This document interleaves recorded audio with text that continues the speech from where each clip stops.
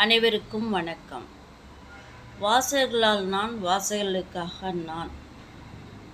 ஒரு குழந்தைக்கு, வளரும் குழந்தைக்கு பெற்றவர்களோ இல்லது மற்றவர்களோ சில அறிவுரைகளை புகுத்தும் பொழுது அந்த குழந்தைகள் சிந்தித்து செயல்படுமாறு அறிவுரைகளை நாம் சொல்ல வேண்டும்.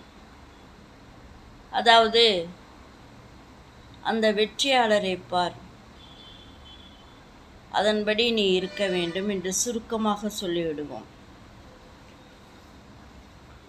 இந்த குழந்தை யோசிக்கும், ஐயோ, அதன் பிரகாரம் நாம் செய்ய முடியாதே என்று ஒரே வார்த்தையில் சொல்லிவிடும். ஒரே வார்த்தையில் சிந்தித்து அதுக்கு முற்றுப்புள்ளி வைத்துவிடும். அவர்கள் எத்தனை முறை வீழ்ந்து எழுந்து வீறுநடை போட்டு வெற்றியாளராக உலா வந்தார்கள் என்பதை ஒரு கதையாக, வரலாறை நிதானமாக அந்த குழந்தை மனசில்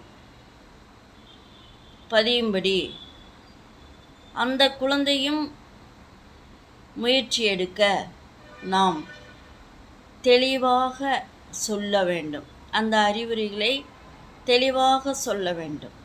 அப்பொழுது அந்த குழந்தை மனசில் புகுந்து அந்த குழந்தையும் முயற்சி எடுக்க ஆரம்பிக்கும். அப்படித்தான் சொல்ல வேண்டும். பெரியவர்கள் சொல்லும் விதத்தில்தான் இருக்கிறது வளரும் குழந்தைகளினுடைய செயல்பாடுகள். அடுத்ததாக, எந்த ஒரு மனிதனும் துன்பப்படாமல், துவண்டு போகாமல், சிக்கலில் சிக்காமல், மகிழ்ச்சியை இழக்காமல், பண விரயமாகாமல் லட்சியத்தை அடையவே முடியாது. இன்னொன்று சொல்கின்றேன், கால அவகாசமும் மிகவும் வீணாகும்.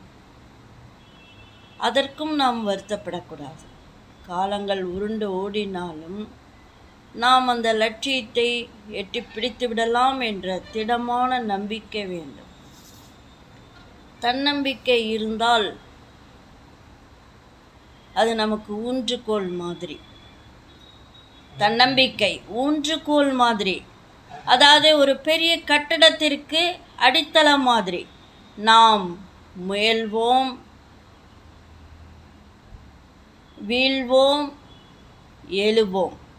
நாம் முயல்வோம், வீழ்வோம், எழுவோம், வீறுநடை போடுவோம், மகிழ்ச்சியாக வாழ்வோம், அனைவரும் மகிழ்ச்சியாக வாழ வைப்போம் என்ற சிந்தனையை மனதில் வேரூன்றி பதிய வைத்து கொள்ள வேண்டும். அதாவது, நாம் ஆலமரமாக வாழ விரும்ப வேண்டும். ஆலமரம் எவ்வளவு பறந்து விரிந்து, எவ்வளவு பேர் அதன் அடியில் நிழல் வாங்கலாம், அதன் அடியில் நின்று உட்கார்ந்து நெல் வாங்கலாம் அல்லவா? அதாவது, நிழலின் அருமை வெயில் காலத்தில் நன்றாக அறியலாம். நம்முடைய கஷ்ட காலத்தில் நாம் எந்த விதமான சிந்தனைகளையும் வைத்து கொள்ளாமல் முயல்வோம், வீழ்வோம், எழுவோம் என்ற திட நம்பிக்கையோடு மனதில் உறுதி பூண்டு அச்சாணி போல் அதில் பதிய வைத்து, மனதில் பதிய வைத்து வாழ்வோம். அதாவது, ஒரு மனிதன் பிறந்துவிட்டால் வாழ்ந்தே ஆக வேண்டும். அந்த வாழ்வானது ஏனோ தானோ என்று இருக்கக்கூடாது.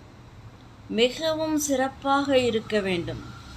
மற்றவர்களுக்கு நாம் ஒரு முன்னோடியாக வாழ்ந்து காட்டிவிட்டு தான் செல்ல வேண்டும். எதையும் நாம் காதில் வாங்கவோ, கண்ணில் பார்க்கவோ, மனதில் வருந்தவோ கூடாது. தங்களிடமிருந்து விடை பெற்றுக் கொள்வது BS ரோமா, கோயம்புத்தூர்.